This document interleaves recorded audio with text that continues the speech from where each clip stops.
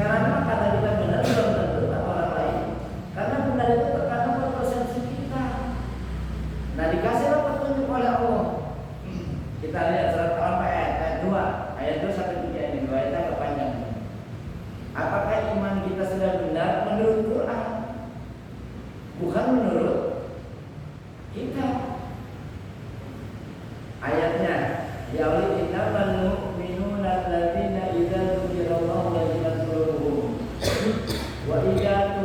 ayati zadatuhum imana wa ala rabbihim yatawakkalun. Ayat 3-nya wal muqimuna sholata wa mimma razaqnahum yunfiqun.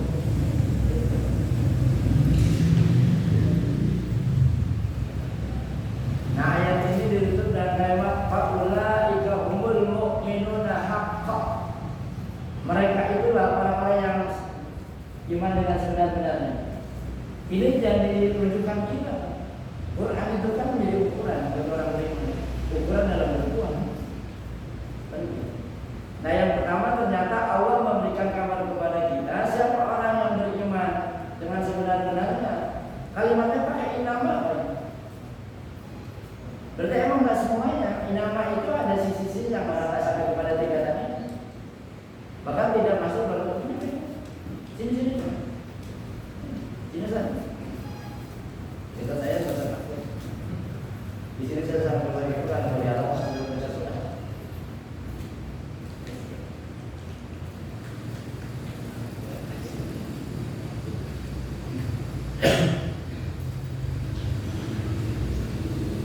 Dan jadi perhatian kita ini Pak, kalau boleh saya menambah. Salah satu kenapa umat Islam terbelakang karena jauh dari kita nanti kita bahas. Yang pertama ternyata siapa sih mereka orang yang beriman dengan sebenarnya Quran? Kalau menurut kalian itu siapa? Ya itu kan kalau hukum. Cuma memang Quran itu harus dipahami, jangan pakai hanya tekstual itu jangan agak ada sedikit tidak sempurna. Innamal mu'minuna alladzina idza dzukirallahu wajilat qulubuhum. Sesungguhnya orang-orang yang beriman itu ini pakai mulanya. Alladzina idza dzukirallahu wajilat qulubuhum. Ini Quran buat kita Pak, jangan untuk orang lain. Kalau bicara agama untuk diri kita. Jadi udah sampai belum kita ke ayat ini? Kalau belum sampai berarti ini muhasabah diri. Yang pertama, orang yang beriman itu apabila disebut nama Allah tergetar hatinya. Coba sekarang buat muhasabah kita, ketika kita mendengar nama Allah, kita bukan pelaku, kita bukan fa'il. Kita hanya pendengar. Ketika nama Allah disebut tergetarlah hati kita. Kenapa jujur? Tergetar? Belum.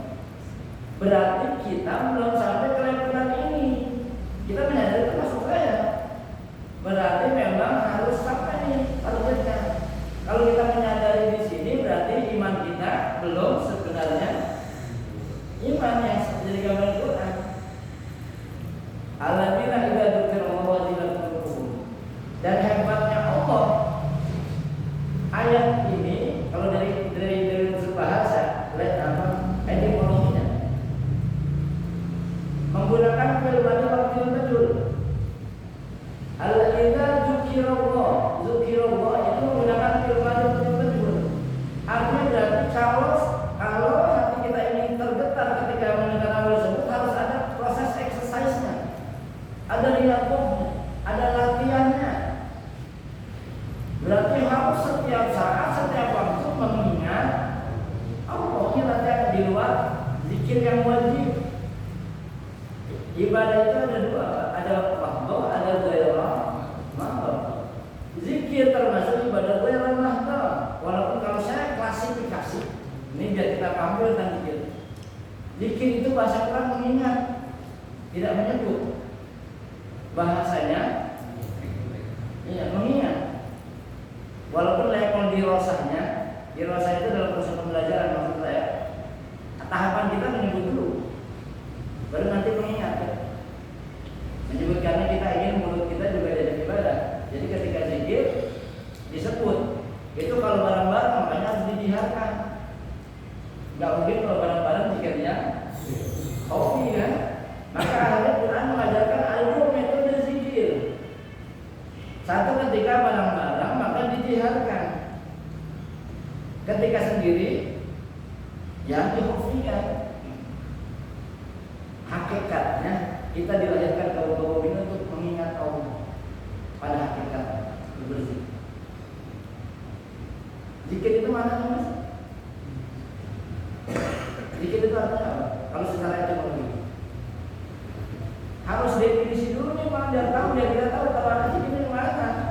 Ini kan persoalan di kita, mohon maaf, masuk bahasa ini biar memotivasi kita.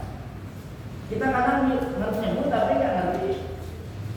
Artinya kayak pahala, dari pahala, emang kita tahu pahala. Kita ada dosa, pahala tuh boleh-boleh. Nah, beragama itu jangan pakai persepsi, jangan apalagi pakai halusinasi. Harus pakai pemahaman. Beragama tanpa pemahaman bahaya. Maka orang yang beriman itu adalah mereka yang berpengetahuan dan berkesadaran. Itu baru saya ketinggalan orang beriman. Berpengetahuan dan berkesadaran. Kita udah sadar belum?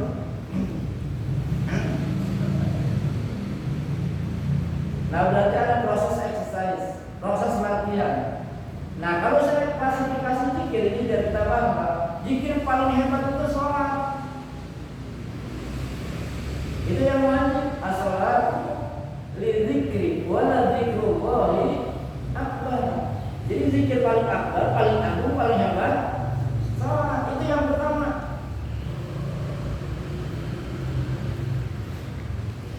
Kalau bahasa secara etimologi zikir itu menuang. Zakar itu menuang. Apa bedanya? Mohon maaf, barang laki-laki bahasa Arabnya apa? Hah? Zakar. Iya toh? Bahasa Arabnya apa? Zakar kan? Lah iya. Karena itu tempat menuang. Nah, ketika kita zikir ada input dan outputnya. Dituangkan ke positifan, keluar negatifnya, maka efek zikir akan ada. Terus tempat zikir itu di mana? Wadahnya. Maka harus ada al-ilmu zikir namanya, alamat zikir. Ada berapa tahapan untuk memahami tentang zikir? Di sini aja.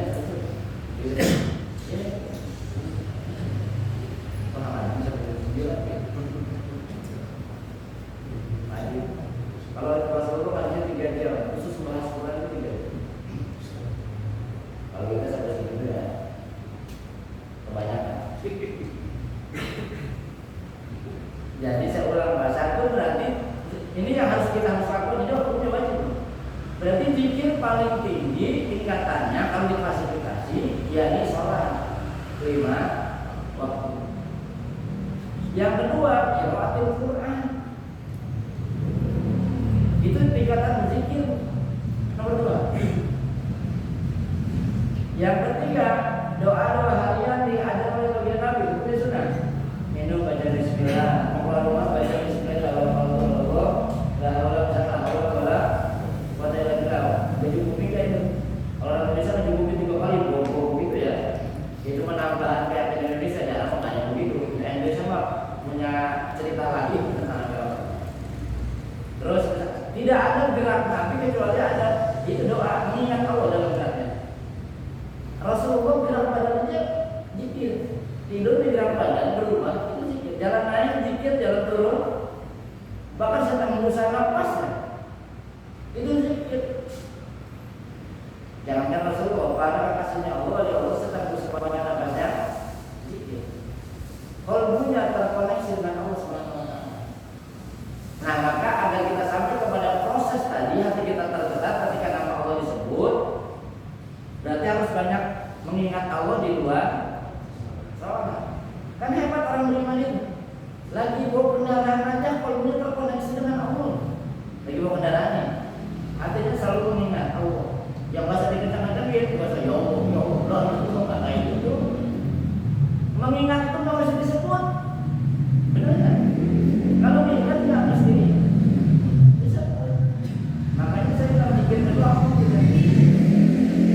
Nanti kata apa? Itu zikir jamiah. Kayak gitu ya, tahlil, apapun jenisnya. Itu tingkatan keempat. Dan itu dalam rangka exercise latihan tadi. Banyak zikir di luar sholat. Maka di Indonesia umum ada zikir-zikir secara jamiah. Dan itu memang takdir Rasul. Ada takdir Rasul. Jadi Rasulnya begini, biar kita ngerti hukum nih. Sesuatu hal yang tidak dilakukan oleh Rasulullah tapi disetujui, itu namanya takrir. Karena nggak mungkin zaman Rasulullah bikin barang-barang kayak zaman sekarang, itu banyak perang, sehingga mereka banyak yang konflik. Abu Bakar kalau bikin lembut, suaranya imam itu lembut banget. Kalau Umar karena temas, suaranya kan imam. Saya sekarang saya Abu Bakar imam sama apa itu ya saya kalau bahasa kita. Kenapa sih banyak yang dikit dalam depan? Kalau keras sedikit aku malu sama Allah, punya alasan. Kalau Umar kenapa keras suaranya? Termasuk kalau dikit kenapa keras? Kalau nggak kencang aja ya tidur. Nah akhirnya orang ulama Indonesia NU itu mengambil dua jalur, keras ikut ke umat biar jamaahnya enggak lo pakai suaranya tidur. Jadi ada jalurnya nih, nah kita tahu jalur jadinya. Oh berarti kalau ini ngakunya ke sini, bukan pakai ini. Kadang-kadang saya dilarang organisasi itu yang jadi masalah, bukan bersantri ilmuwan. Kalau ini dikirim begini kelompok A, kalau ini begini kelompok B, itu mah bukan belajar, bukan ilmu. Oh berarti ada referensinya. Itu maksudnya. Kalau saya bina Ali tengah-tengah, keras banget tidak, lembut banget tidak. Ya tengah-tengah, karena beliau orang yang paling tahu. Nah jadi zikir keempat itu zikir jamiah, agar mati kita bahkan tidak hanya pada saat itu, setiap waktu, setiap gerak mestinya mengingat itu lagi bawa mobil, oh akhirnya terkoneksi dengan hebat orang ini. Lagi macet, mengingat Allah nggak jadi marah. Masa zikir marah? Karena kalau ingat Allah pasti akan marah. Sampai tingkatan ketiga Pak, zikir boleh menyebut, mengingat terus merasakan kehadiran Allah dalam setiap gerak kehidupan kita. Inilah hakikat syahadat. Jadi merasakan kehadiran Allah dalam setiap gerak kehidupan kita. Inilah hakikat syahadat. Kan jadi anak benar. Saya bilang di awal, rukun Islam 5 itu orientasinya semua anak. Beragama tanpa ahlak nggak sempurna. Karena orientasi tujuan kita melakukan syariat adalah ahlak. Coba kalau kita sampai tingkatan ini merasakan kehadiran Allah dalam setiap gerak kehidupan kita ngomong takut. Jadi mana syahadat itu apa? Artinya itu apa sih? Bersaksi ya.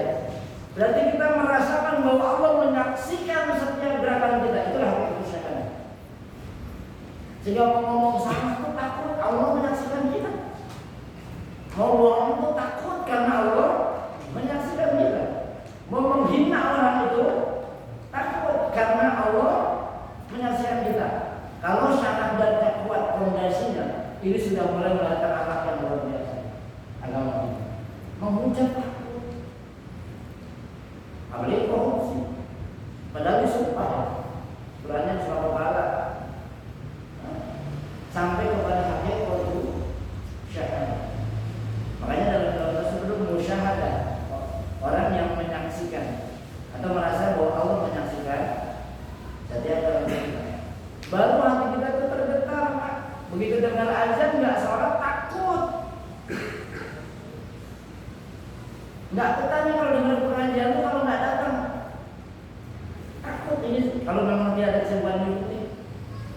Artinya kalau boleh sibuk kita dua aja Pak, ngaji sama ibadah, sibuk aja jadi kita dengan hal ini. Nambah ilmu kita, ketinggalan gitu. Amal seorang luar biasa. Harus pakai ilmu dan pemahaman. Nah, berarti banyakin Allah bimbing kita dari hal-hal yang sering dibaca manusia. Ayat pertama ya selalu nangka adil. Walaupun mohon maaf ayat ini kaitannya sama munafik. Singgungan Allah untuk merubah kondisi orang munafik saat itu. Kalau orang munafik itu imannya nggak sampai di hati Pak. Imannya orang munafik itu nggak sampai. Kemarin sudah kita bahas di tempat kita. Jadi sholat orang munafik itu kayak apa? Kayaknya kita bantu. Lagi sholat, Allahnya dikit banget. Ila qalilan itu 1% dari 100%. Kalau kasihan 99% dari 100%. Orang munafik itu lagi sholat ingat awalnya saja. Ila qalilan. Dikit banget. Coba kalau kita mengukur diri kita, Pak. Kita ketika sholat banyak melihat Allah itu sendiri Allah. Banyak kan kemananya? Oh berarti nggak usah pikir orang lain ada munafik, kalau kita orang lain di diri kita aja masih ada sikap. Itu dia. Jadi agama untuk memenahan diri, benteng diri kita.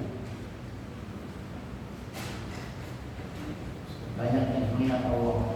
Kan enak. Zikir itu ibadah Ramadan itu kapan saja, di mana saja, dan atas waktunya kapan saja boleh. Ya sambil tiduran terus terkoneksi, sambil makan duduk, ngopi. Makanya ulama-ulama Indonesia dulu kerjanya begadang, ngopi sama duduk. Kelihatannya fisiknya, tapi hatinya terkoneksi dengan Allah. Rasulullah tidur fisiknya, hatinya iya. Walaupun Rasulullah pernah tidur sebenarnya. Ya cuma karena mencontoh masih dicontoh kita. Kalau Rasulullah lupa tidur. Rasulullah ini nggak pernah, karena terkoneksi tadi, terkoneksi dengan Allah Subhanahu. Kalau kita mau tidur, hatinya juga pulas. Nah, kalau sudah terbiasa, terkoneksi. Jadi kalau kita biasakan terkoneksi, nah getaran itu akan begitu nama Allah disebut, ada rasa mahabbah yang sudah tertanam. Allah anugerahkan itu mahabbah itu rasa cinta. Lalu rasa khasyah masuk dalam kalbu kita. Rasa rindu kepada Allah itu luar biasa. Ketika nama Allah disebut tergetarnya. Logika sederhananya begini Pak. Ini logika sederhananya. Coba dulu ketika kita masih zaman-zaman pacaran ya, ini sweet memori kita. Ketika disebut nama pacar kita, orang yang kita sayang, kita cintai ini, disebut sama teman kita, ada rasa tersetnya di hati kita. Serset gitu rasanya. Kalau udah kangen nih, aduh, udah sebulan kalau ketemu orang yang kita sayang gitu, tapi disebut namanya sama teman kita, ada rasa di hati serset gitu. Itu karena kita amal-amal kita bisa begitu, kenal sama Allah enggak? Karena kalau mau pacar mah mau apa-apa diingat terus, mau makan ingat, mau kemana-mana ingat. Nah kalau Allah ingat kita sewaktu kayaknya, untung ada salat 5 waktu, kalau nggak ada salat 5 waktu, belas urusannya. Maka salat 5 waktu itu bukan waktu. Kalau nggak ada 5 waktu, belas nggak ingat Allah. Dan kakak bersyukur dalam kita yang dia Allah sibuk dengan terus mengingat Allah. Ya dalam kondisi apapun. Sibukkan Pak. Satu, efeknya nanti tergetar, ada rasa khasyah, rasa mahabbah yang kuat, sehingga ada getaran kerinduan. Maka sholat kita pun insya Allah bisa khusyuk, bukan hese. Khusyuk itu alladzina yadununa mulak orang yang khusyuk itu menurut Quran adalah mereka yang merindu sama Allah, kangen sama Allah. Maka begitu sholat saat berjumpa dengan Allah luar biasa. Sholat adalah saat pertemuan kita dengan Allah. Kalau emang kita itu sholat ini menjadi lampiasan kerinduan kita, mestinya sholatnya berlama-lama. Jangan pengen cepat. Kadang-kadang sering katanya kita cinta sama seseorang begitu ketemu pengen cepat misal dan berlama-lama ngobrolnya. Nah ukuran kita benar cinta kita sama Allah. Kecuali jadi imam atau pejabat itu mah tak pernah aturan lain, ada orang begimnya. Jadi imam punya aturan main selamat sendiri. Kalau sendiri lama juga tidak jadi. Masalah tadi kalau berjamaah itu punya aturan main. Dulu di zaman Rasulullah protes kepada imam yang sholatnya panjang-panjang, waktu jabat imamnya panjang, tapi jadi masalah. Tapi ada orang mengatakan kok, padahal pada ilmu fikih saya, dia zaman Rasulullah pada ilmu fikih belum dibagi-bagi. Udah menarik dulu, protes. Kata Mas Rizal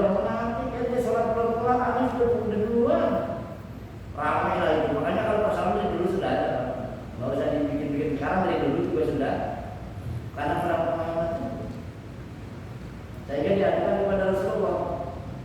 Ini kenapa mas ini orang munafik ya Rasulullah? Dia nggak bisa memastikan kali itu mana? Karena sholat belum sempurna dua, sudah berpisah dua. Ditanya kalau Rasul itu bijak. Orang salah itu ditanya alasannya apa? Jangan langsung menjas. Ini tanda ciri orang bijaksana. Loh, benar mas. Belum selesai sholat itu anda punya tugas selesai dulu. Alasannya? Ya Rasulullah. Saya ini belum pedagang pengembala ontak saya tinggal di ladang yang jauh. Saya khawatir kalau sholat lama ontak saya nanti diambil orang ke mana-mana. Lagi sholat dengan ontak, di masa sholat dengan ontak saya memparing aja. Yang diomelin siapa Rasulullah? Pasti siapa? Ente memang orang bijaksana. Kalau yang pendek mah nggak pernah ada persoalan pak. Nggak ada yang Rasulullah.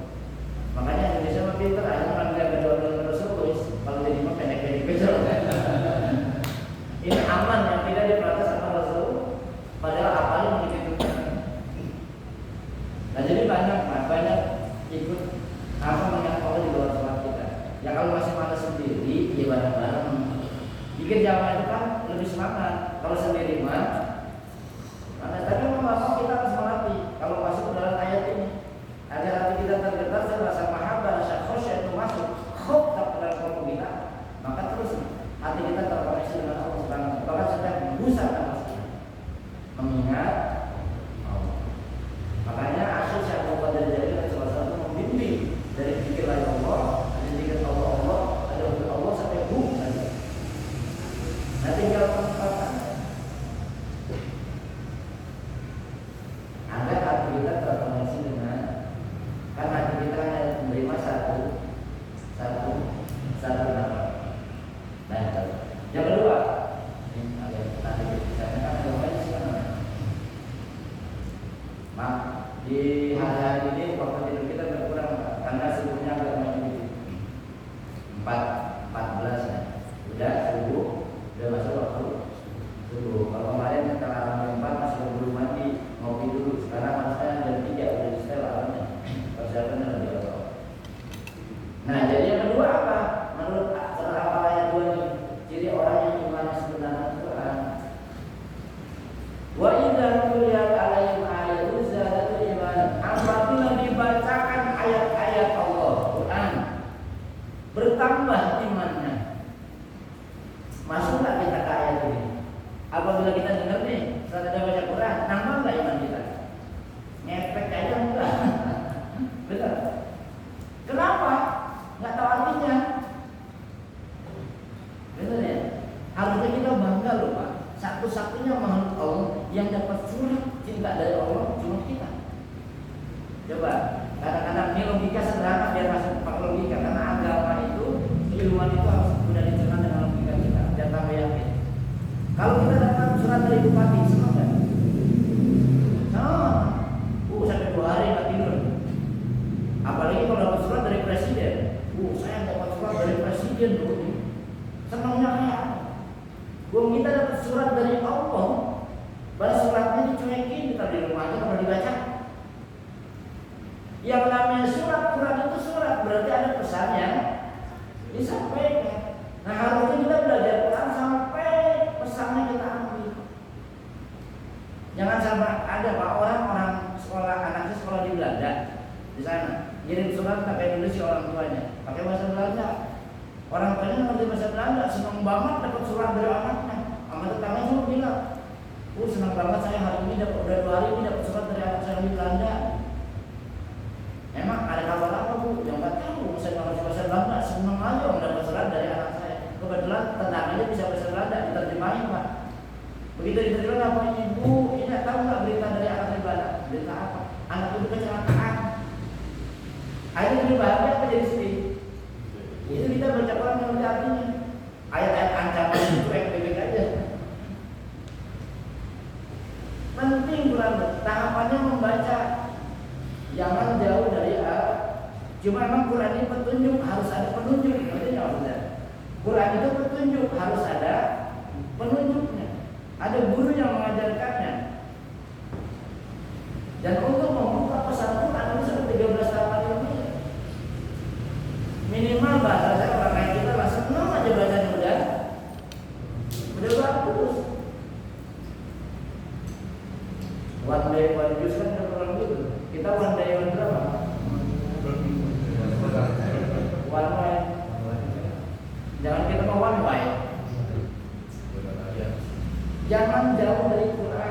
membacanya beribadah iya, tapi tahapannya kita tidak bisa mengajar pahala pastinya. Maksud tadi zikir jangan merasa cukup sudah zikirnya, terus sudah merasa sampai targetnya belum dapat benar.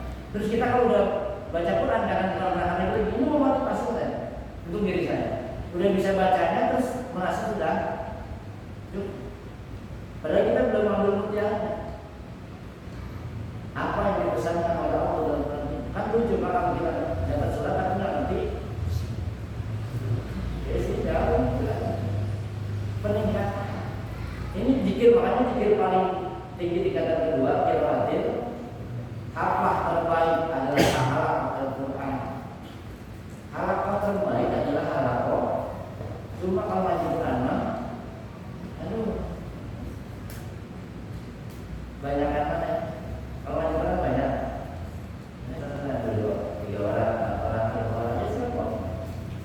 Menjaga identitas Nabi Muhammad SAW dikatakan Quran. Kadang-kadang kita mah sombong, pedoman hidupku apa? Quran hadis. Wah, ngomongnya apa? Pedoman hidupnya Quran. Padahal tak pernah baca. Boro-boro ngerti ya, Qurannya jauh. Yang paling menunjukkan kita Pak, ini yang sering saya ingatkan, karena saya sering membaca tauhid ini. Kalau saya pasti baca tauhid. Nanti di dalam buku kan ditanya, wama imamu Pak, wama imamu Pak, siapa imamu? Kan si tauhid ini ngajarin si mayit, Al-Quran imami.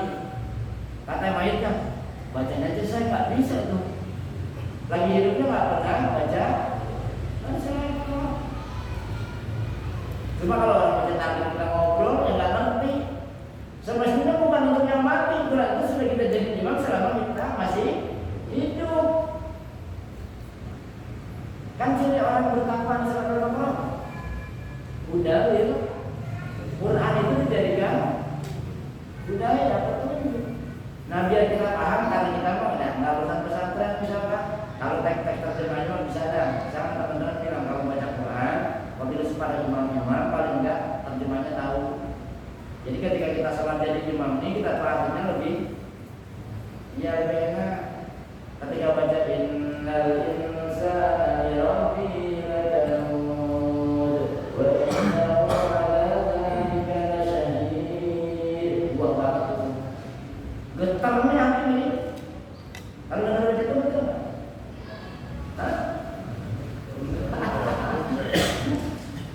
Sesungguhnya manusia amat ingkar kepada Tuhannya, banyak mengkufur ini Pak. Padahal dia sendiri tahu kalau itu perbuatan salah, menyaksikan. Kalau dia tuh tahu, saya salah ini ya Allah, tapi tetap tertutup hawa. Nah, yang disebut kafir itu ini loh Pak, ketertutupan, kaper sekarang bahasanya. Kalau hati kita ketertutupan, malah kufur nikmat, nggak terbuka. Kenapa hati kita belum bisa tergetar ketika zikir? Kenapa ayat Quran belum bisa menggetarkan kelompok kita, dalam kita? Karena hati kita banyak kapernya. Tahu kapernya hati? Merasa cukup, merasa pinter, itu kaper. Kalau di bahasa Arab repot nih. Kalau bahasa Inggris aja ya, kaper. Tertutup. Nggak nerima saran baik, kaper. Nah, hati kita. Nah, Quran dibaca menambah iman kita. Makanya Quran itu dua isinya, tarhib dan targhib. Allah kadang memotivasi, kadang Allah juga menakut-nakuti. Tujuannya apa? Agar kita senantiasa berada di jalan yang lurus. Namanya aturan, karena Quran itu pesan tertulis. Kalau pesan tertulis aturan memang ada ancamannya, mesti dipahami. Kecuali pesan ayat kauniyah yang tidak ada alat itu kan itu pesan. Kalau itu perintah, ada nilai. Nah maka Quran petunjuk harus cari penunjuk. Siapa penunjuknya? Ini kan identitas al-ulama warasatul pewarisnya para sebenarnya ulama itu yang mereka satu cirinya wa yu'allimukumul kitab, yang ngajarin Al-Quran. Tugas ulama itu ngajar Quran. Wa yu'allimukumul hikmah, dan mengajarkan hikmah ini semua, bukan hikmah yang bukan. Wa yuzakkim, dan yang menuntun hati kita jadi bersih.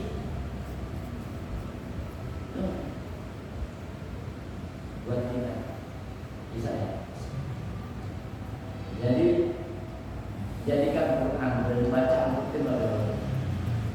Makanya sampai Nabi ini kabar gembira. Kan kita masih sama. Jangan mengusir ahlullah, kata. Jangan mengusir ahlullah.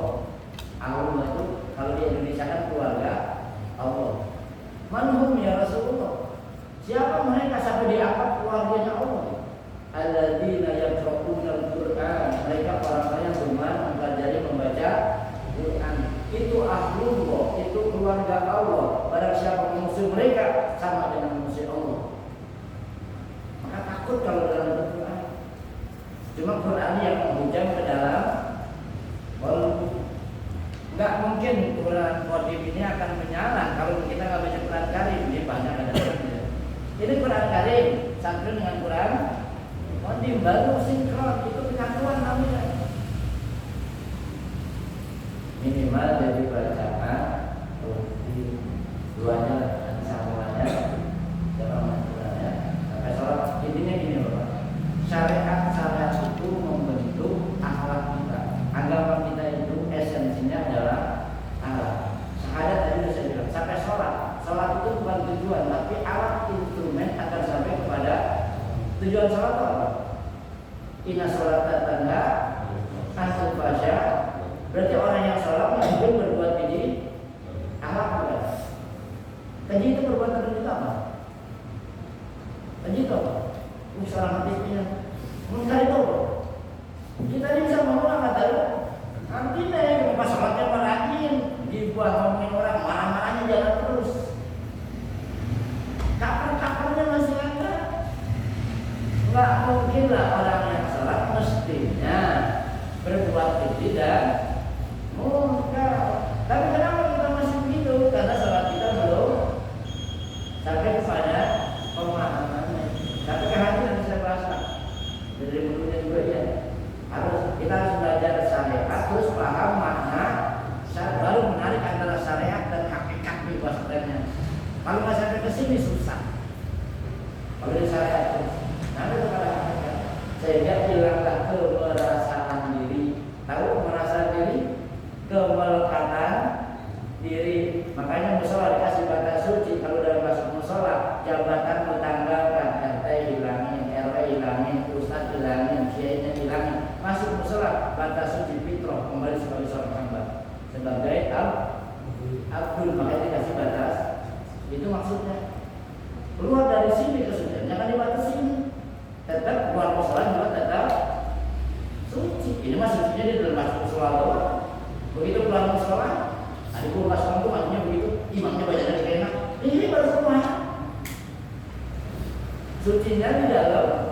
Ini nanti oleh praktik dan tahu. Nggak soleh kalau kayak gitu lah. Kayaknya sabar, kayaknya. Tapi entah keluar kelihatan siapa kita sebenarnya. Bentuk agama kita harus menunjukkan. Ya mungkin ini orang sekarang yang saya kita sampaikan ada malam hari ini karena waktu yang bersama sedikit dari yang kita dan saya buat kita sibuk memperbaiki diri kita, jangan sibuk memikirkan kekurangan orang lain. Ternyata diri kita pun masih banyak kekurangannya dalam rasa ibadah kita saja masih banyak kekurangannya. Maka harus belajar, jangan pernah puas dengan ilmu yang ada pada setiap kita. Belajar karena itu cahaya, agar kita tetap mencahaya lebih lagi. Semoga Allah memberi kita lakukan. Jasa yang kita lakukan.